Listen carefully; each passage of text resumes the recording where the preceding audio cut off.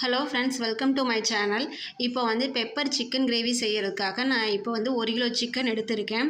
அதை நல்லா வாஷ் பண்ணி எடுத்திருக்கேன். அதுக்கப்புறம் 4 பெரிய வெங்காயத்தை நீங்கள் உளிச்சு எடுத்துக்கோங்க. இதை நல்லா ஃபைனாக வந்து கட் பண்ணி எடுத்துக்கோங்க. உங்களுக்கு காரம் வேணுன்னா வரமிளகாவும் எடுத்துக்கோங்க.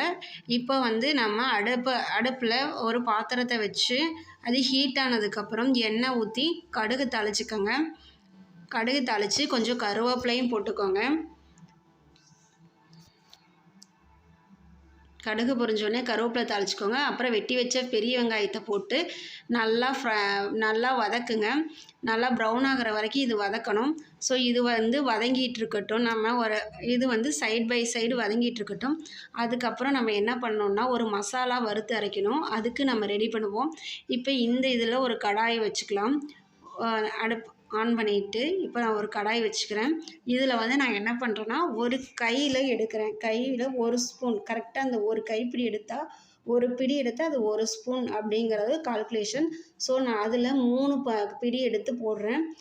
இப்போ பார்த்திங்கன்னா தெரியும் 3 கைப்பிடி நான் எடுத்து போடுறேன். இந்த 3 கைப்பிடி ஒரு கைப்பிடி வந்து ஜீரகம், அப்புறம் ஒரு கைப்பிடி அதாவது 1 ஸ்பூன் சோம்பு, இதையும் அதுக்கப்புறம் 2 மல்லி எவ்வளோ எடுத்தீங்களோ அதே அளவுக்கு மிளகு எடுத்துக்கணும். ஸோ 3 ஸ்பூன் அதையும் போட்டு இதை நல்லா ட்ரை ரோஸ்ட் பண்ணுறேன். நல்லா பொறுமையாக கருகாமல் நல்லா ட்ரை ரோஸ்ட் பண்ணணும். நல்லா ட்ரை ரோஸ்ட் பண்ணதுக்கப்புறம் கடைசியாக வந்து இதில் நான் காஞ்ச மிளகாய் சேர்த்துக்கிறேன். காஞ்ச மிளகாய் போட்டதுக்கப்புறம் சும்மா ஒரு 2 வதக்கிட்டு அடுப்பை ஆஃப் பண்ணிடணும். இல்லாட்டினா மிளகாய் கரிஞ்சிரும். ஸோ நம்ம போட்டு இதை வறுத்துட்டு ஆஃப் பண்ணிக்கிறேன். அதே மீன்வைல் வந்து வெங்காயம் வதங்கிக்கிட்டு இருக்கு. இது நல்லா வதங்கட்டும். வதங்கினதுக்கப்புறம் நல்லா வதங்கட்டும். அதுக்குள்ளே நம்ம ஒரு தக்காளி கட் பண்ணிக்கலாம். இந்த கிரேவிக்கு ரொம்ப தக்காளிலாம் தேவையில்லை, இல்லாட்டினா புளிப்பாக இருக்கிற மாதிரி இருக்கும். ஸோ நான் சிக்கன் கிரேவிக்கு ஒரு தக்காளி போட்டால் போதும். அது மீடியம் சைஸ் தான். மீடியம் சைஸ் கூட இல்லை, சின்ன சைஸ் தான் போட்டுக்கோங்க. அதுக்கப்புறம் அந்த தக்காளியை கட் பண்ணி எடுத்து வச்சுக்கோங்க. இப்போ பார்த்தீங்கன்னா வெங்காயம் வந்து 70% குக் ஆகிருக்கு. இன்னும் நல்லா குக் பண்ணி எடுத்துருங்க. இப்போ பார்த்தீங்கன்னா நல்லா ப்ரௌன் கலர் ஆகிற ஸ்டேஜுக்கு வந்தாச்சு. இந்த ஸ்டேஜில் நம்ம வெட்டி வச்ச தக்காளியை போடுறோம். தக்காளியை போட்டு அதை நல்லா ஃப்ரை பண்ணிக்கலாம். தக்காளியும் அதோட பச்சை வாசனை போகிற வரைக்கும் நம்ம நல்லா வதக்குவோம். இப்போ தக்காளியோட பச்சை வாசனை போயிடுச்சு. இஞ்சி பூண்டு சேர்த்துவோம். இப்போ இந்த இஞ்சி பூண்டு வந்து எப்பயுமே 1 கிலோ சிக்கனுக்கு வந்து நீங்கள் வந்து மேக்ஸிமம் 50 கிராம் இஞ்சி பூண்டு நீங்கள் சேர்த்திங்கன்னா தான் நல்லாயிருக்கும் வாசனை. அது கவுச்சடிக்காமல் குழம்பு டேஸ்ட்டு கொடுக்கும். ஸோ அதனால் ஒரு 50 கிராம் இஞ்சி பூண்டு பேஸ்ட்டை சேர்த்துக்கிறேன். அதுக்கப்புறம் இது வந்து குழம்பு மிளகாத்தூள். நம்ம வீட்டில் அரைச்ச குழம்புக்கெலாம் போடுவோம் இல்லைங்களா, அந்த குழம்பு மிளகாத்தூள் 1 ஸ்பூன் சேர்த்துக்கிறேன். அதுக்கப்புறம் கொஞ்சம் தண்ணி ஊற்றி நல்லா பச்சை வாசனை போக வேக வச்சு எடுத்துகிட்டு அதுக்கப்புறம் சிக்கனை போட்டுக்கணும். சிக்கனை நல்லா வாஷ் பண்ணி எடுத்துக்கோங்க. எடுத்து இதை போட்டு நல்லா கிளறி விடுங்க. நல்லா ஃப்ரை பண்ண விடுங்க. கொஞ்சம் நேரம் வந்து இது நல்லா அந்த மசாலாவோட சேர்ந்து ஃப்ரை ஆகட்டும். ஃப்ரை ஆகும்போது அதோட உப்பு காரம் எல்லாமே பிடிக்கும்.